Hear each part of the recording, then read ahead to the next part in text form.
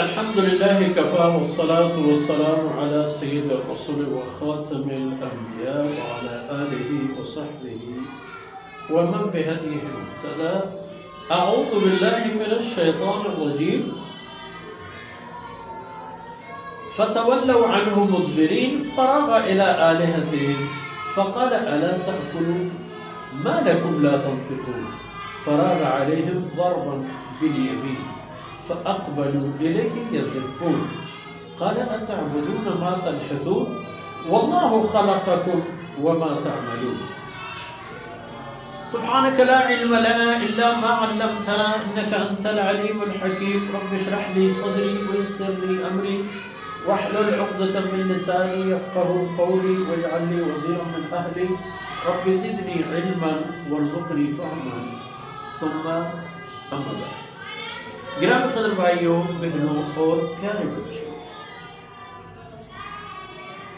آپ نے دیکھا کہ سیدنا ابراہیم علیہ السلام نے ستاروں کی گردش پر ایک نظر ڈال دی، کیونکہ لوگوں کو بڑا عقیدہ ہوتا تھا ستاروں کی گردش پر. اور پھر فرمایا کہ انی سقیم، میری طبیعت کچھ ناساز ہے. جب انہوں نے فرمایا کہ میری طبیعت ناساز ہے فَتَوَلَّوْا عَنْهُ مُدْبِرِينَ، جو لوگ اس کے قرب و جوار میں تھے، مشرکین میں سے ان کی قوم کے، وہ کسک گئے، وہ چلے گئے اپنے اپنے رستہ لے کر. جب یہ لوگ میدان خالی کر گئے فَرَاغَ إِلَىٰ آلِهَتِهِمْ، سیدنا ابراہیم علیہ السلام بہت تیزی کے ساتھ چلے گئے ان کے بت خانے میں، جہاں انہوں نے اپنی تراشیدہ اور خراشیدہ نام نہاد معبودوں کو وہاں نصب کیا تھا. تو وہاں تشریف لے گئے اور پہنچتے ہی فرمایا الا تاکلون، کتنی ساری چیزیں تم لوگوں کے سامنے پڑے ہوئے ہیں، کیوں نہیں کھاتے ہو یہ چیزیں؟ کیا بات ہے؟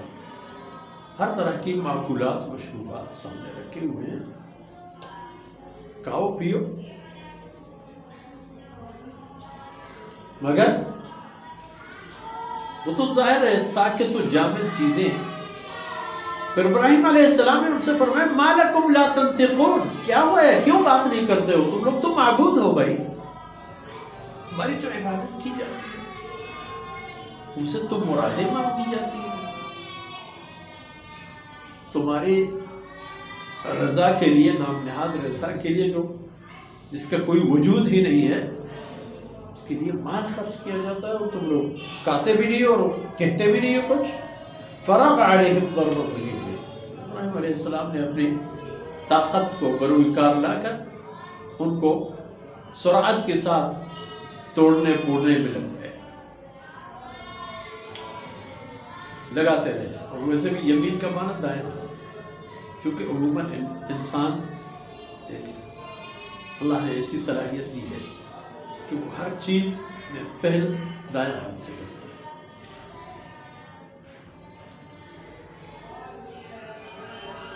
اس حالت کی جب کفار کو پتہ چلا فَأَقْبَلُوا إِلَيْهِ يَزِفُّونَ، وہ بھی دوڑتے بھاگتے ابراہیم علیہ السلام کی طرف آ گئے اور انہوں نے اپنے آپ کو پہنچا دیا کہ کیا کر رہا ہوں.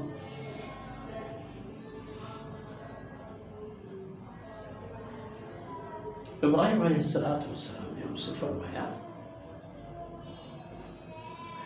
اتعبدون ما تنحتون، اگر تو نہیں ہو، عبادت کرتے ہو ایسی چیزوں کی جن کو تم خود لوگ بنا لیتے ہو، جن کو بنانے والے تم لوگ خود ہو. اگر پتھر ہے تو ان پتھروں کو کاٹ کوٹ کر کے تم لوگوں نے یہ قابل بنا دیا اور ایک بت بنا کے کڑا کر دیا.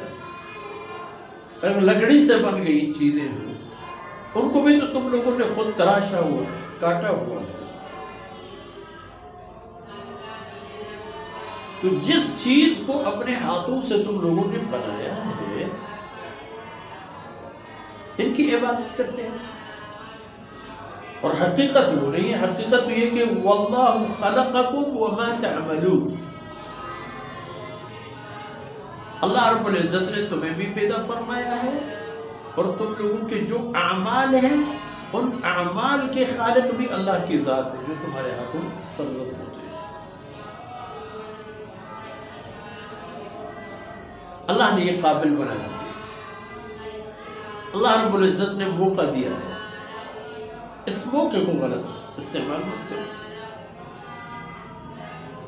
اور سیدنا ابراہیم علیہ السلام نے ان لوگوں کے سامنے اللہ کی وحدانیت اور ایمان و اخلاص کی بات کی اور عقلی اور عملی تمام دلائل ان کے سامنے ظاہر فرما دیے تاکہ ان کے لیے یہ حقیقت ثابت ہو کہ جن چیزوں کی وہ عبادت کرتے ہیں دراصل تو ان کے اپنے پیدا کردہ ہیں، اپنے پیداوار ہیں، یہ کیسے معبود ہو سکتا ہے؟ خیر، اب دیکھتے ہیں کہ اس کے بعد قوم نے سیدنا ابراہیم علیہ السلام کے ساتھ کیا سلوک کیا اور ان کے سلوک کا انجام بھی کیا۔ آج اتنا ہی کافی ہے۔ صلی اللہ علیہ وسلم محمد وعلی آلہ وصحبہ۔